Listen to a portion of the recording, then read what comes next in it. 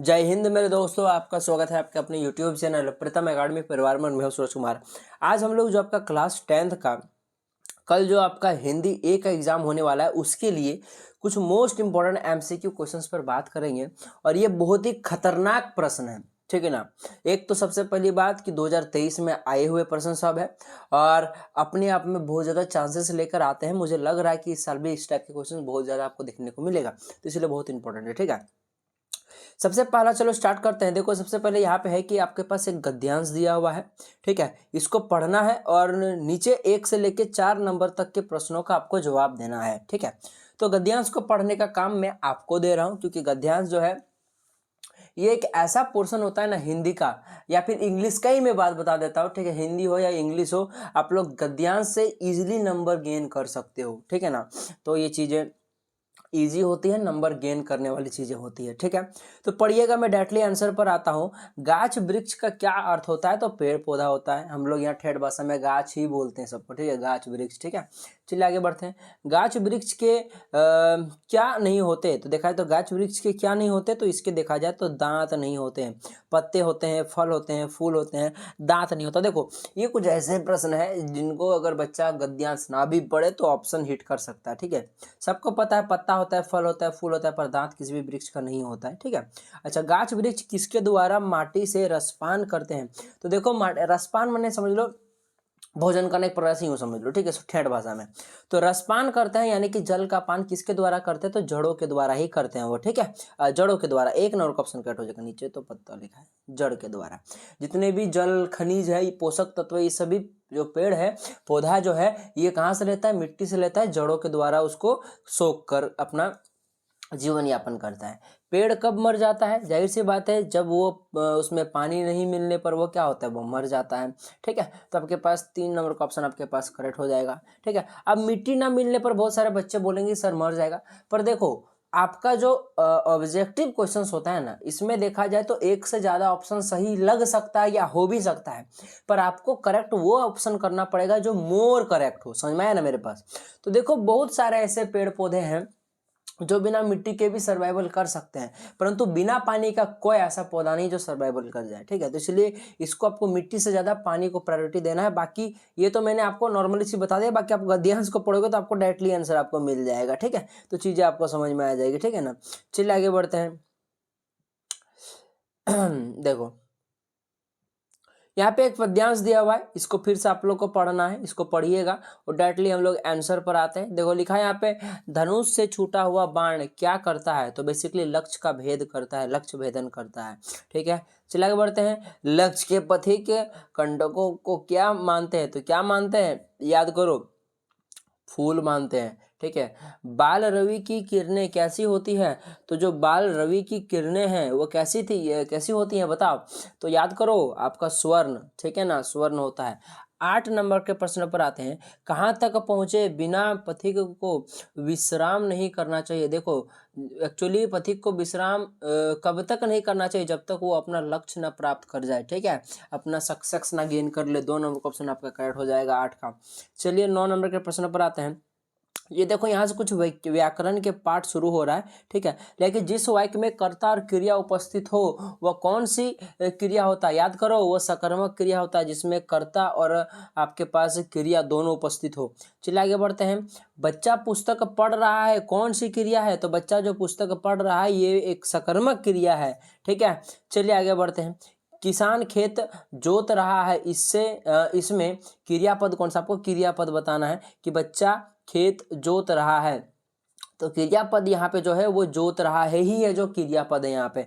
चलिए 12 नंबर के प्रश्न पर आते हैं। कौन सा वाक्य आकर्मक क्रिया का उदाहरण है? तो देखा जाए वह गीत गा रहा है। 3 नंबर का ऑप्शन आपके पास करेक्ट हो जाएगा, ये आपका आकर्मक क्रिया का उदाहरण है। 13 नंबर के प्रश्न पर आते हैं। लिखा है कि अंबर का एक अर्थ होता है वस्त्र और दूसरा क्या होता है बताओ? तो देखो अंबर का एक तो वस्त्र होता है, दूसरा आकाश होता है, सबको पता है। आपका 1 नंबर का ऑप्शन कट हो जाएगा। चलिए आगे बढ़ते हैं 14 नंबर के प्रश्न पर।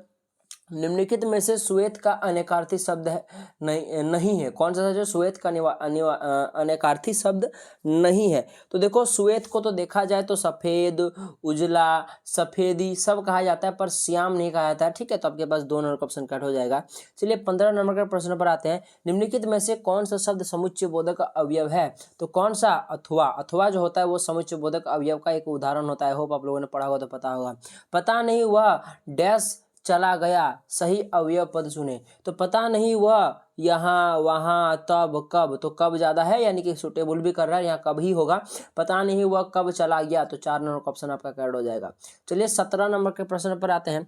लिखा कि शिक्षक चाहते हैं कि उनके विद्यार्थी अच्छा बने, यह कौन सा वाक्य है? तो बताओ, शिक्षक चाहते हैं कि उनके विद्यार्थी अच्छा बने, यह कौन सा वाक्य है? ये मिश्र वाक्य है। कौन सा वाक्य है?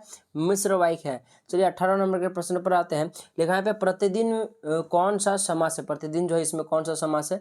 तो प्रतिदिन में देखा है तो अव्ययी भाव समास है। चलिए आगे बढ़ते हैं। निम्नलिखित में से बहुव्रीहि समास कौन सा है? तो बहुव्रीहि समास की अगर मैं बात करूं तो देख लो, लंबोदर याद होगा, आप लोगों ने पढ़ा होगा। चलिए आगे, जिसका लंबा हो उधर। चलिए अच्छा, पक्षी आकाश में उड़ेंगे, पक्षी आकाश में उड़ेंगे, यह कौन सा वाक्य है? तो बताओ, पक्षी आकाश में उड़ेंगे ये कौन सा वाक्य है? तो याद करो, कृत्यवाचक वाक्य आपका 1 नंबर का ऑप्शन कट हो जाएगा। अब यहाँ से देखो, कुछ देखा जाए तो आपके पास इन गद्यांशों को पढ़ना है। आपके पार्ट से स्टार्ट किया गया बाल गोविंद भगत, इसको पूरा पढ़िएगा और इससे रिलेटेड क्वेश्चंस पूछेगा, आपको जवाब देना है, ठीक है। बाल गोविंद भगत का बेटा कितना था? तो याद करो, उसका एकलौता बेटा था, एक बेटा था। 21 नंबर का एक ऑप्शन करेक्ट हो जाएगा। बाल गोविंद भगत का बेटा कैसा था? तो वो बहुत ही शुष्क गोदा सा था, एकदम आलसीपन सा था, ठीक है। अब फिर से यहाँ पे एक दिया हुआ है गद्यांश, पाठ का एक अंश दिया हुआ है, इसको पढ़िए और आंसर आपको जवाब देना है। तो चलिए 23 नंबर के प्रश्न पर आता है। 23 नंबर प्रश्न लिखा है कि फादर बोलके की मृत्यु किस रोग से हुई? तो देखो, जहरबाद से। 1 नंबर का ऑप्शन आपका करेक्ट हो जाएगा। 24 नंबर के प्रश्न पर आते हैं। लिखा है कि विधान का क्या अर्थ होता है? तो विधान का अर्थ में बात करूँ तो नियम होता है। चलिए यहाँ पे एक प्रस्तुत, यहाँ पे कुछ काव्यांश आपको दिया हुआ है, कविता के खंड दिया हुआ है, इसको आपको पढ़ना है और आंसर देना है, तो खुद पढ़िएगा। हम डायरेक्टली क्वेश्चन आंसर पर बात करते हैं। 25 नंबर के प्रश्न, बाकी इसका मैं पीडीएफ आपको टेलीग्राम ग्रुप पे डाल दूंगा, आप लोग वहां से डाउनलोड कर सकते हो, ठीक है। तो 25 नंबर का प्रश्न लिखा है, गोपियों की दशा किस पक्षी की तरह हो गई थी? तो याद करो, हारिल के पक्षी की तरह से। 1 नंबर का ऑप्शन करो, जो बहुत इंपॉर्टेंट प्रश्न था। देखो यहाँ नंदन किसे कहा गया है? तो कृष्णा को ही कहा गया है, कृष्ण भगवान को कहा गया है। 26 का 4 नंबर का ऑप्शन आपका करेक्ट हो जाएगा। 27 नंबर के प्रश्न पर आते हैं। देखो यहाँ पे फिर से एक काव्यांश दिया हुआ है, कविता का एक अंश दिया हुआ है, इसको आपको पढ़ना है और नीचे प्रश्नों के आंसर करना है। यह देखो, पद्यांश किस कविता का अंश है? तो ये किस कविता का अंश है? तो ये देखा है तो उत्साह कविता का अंश है, पढ़िएगा तो पता चलेगा। अच्छा, कवि बादल को क्या घेरने को कह रहा है? तो पूरा आकाश घेरने को कह रहा है। 1 नंबर का ऑप्शन आपका करेक्ट हो जाएगा। चलिए 29 नंबर पर आते हैं। कैप्टन कौन था? तो बेसिकली चश्मे वाला को ही हम लोग कैप्टन बोलते हैं, चश्मे वाला कैप्टन था। अच्छा, लेखक ने खीरा खाने से क्यों इनकार कर दिया था? तो लेखक ने खीरा खाने से इनकार कर दिया क्योंकि देख लो, आत्मसम्मान की रक्षा के लिए उसने क्या किया था, खीरा जो था उसको खाना मना कर दिया था। बिस्मिल्लाह खां क्या बजाते थे? तो वो याद करो, वो जो शहनाई बजाते थे, बिस्मिल्लाह खां। 31 का 3 नंबर का ऑप्शन आपका करेक्ट हो जाएगा। 32 नंबर के प्रश्न पर आते हैं। लेखिका मुन्नू भंडारी का बचपन किस शहर में बीता? तो याद करो, अजमेर में बीता था। 32 का 2 नंबर का ऑप्शन आपका करेक्ट हो जाएगा। 33 नंबर के प्रश्न पर आते हैं। परशुराम के गुरु कौन थे? तो शिव भगवान थे, शिव जी थे। 1 नंबर का ऑप्शन आपका करेक्ट हो जाएगा। चलिए 34 नंबर के प्रश्न पर आते हैं। लिखा है कि कवि नागार्जुन मैथिली में किस नाम से प्रसिद्ध है? तो मैथिली में वो किस नाम से प्रसिद्ध है? तो यात्री नाम से प्रसिद्ध है। 2 नंबर का ऑप्शन करेक्ट हो जाएगा। चलिए 35 नंबर प्रश्न आते हैं। मृत तृष्णा का क्या अर्थ होता है? तो इसका मतलब छलावा होता है, ठीक है ना। देखा जाए तो धोखा होता है, ठीक है ना, याद रखना मेरी बात। चलिए आगे बढ़ते हैं। मुख्य गायक की आवाज कैसी थी? तो मुख्य गायक की आवाज जो थी वो चट्टान जैसी भारी आवाज था, मोटा आवाज था।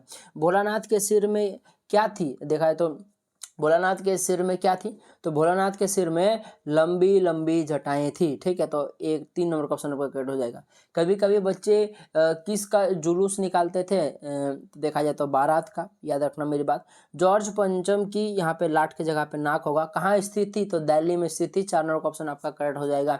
39 नंबर का लास्ट प्रश्न पर आते हैं। गंगटोक नगर किस राज्य की राजधानी है? ये मैंने कल आपको एक सब्जेक्टिव क्वेश्चन का वीडियो दिया हुआ था, ठीक है। उसमें भी मैंने 2023 में पूछे गए सारे सब्जेक्टिव क्वेश्चन कराया था, तो उसमें मैंने आपको बताया था गंगटोक को क्यों मैं आपके पास मेहनत कर सको कर्सों का शहर कहा जाता है, ठीक है, याद करो आप लोग। तो यहाँ पे बेसिकली पूछ रहा है कि गंगटोक जो है वो किसकी राजधानी, किस राज्य की राजधानी है। तो ये तो डायरेक्टली जीके जीएस वाला प्रश्न बन जाता है, सिक्किम का है। तो 1 नंबर का ऑप्शन आपका करेक्ट हो जाएगा, ठीक है। तो इस प्रकार से हम लोगों ने कुछ मोस्ट इंपॉर्टेंट एमसीक्यू प्रश्नों को कवर कर लिया था। तो आई होप वीडियो आपको पसंद आया होगा।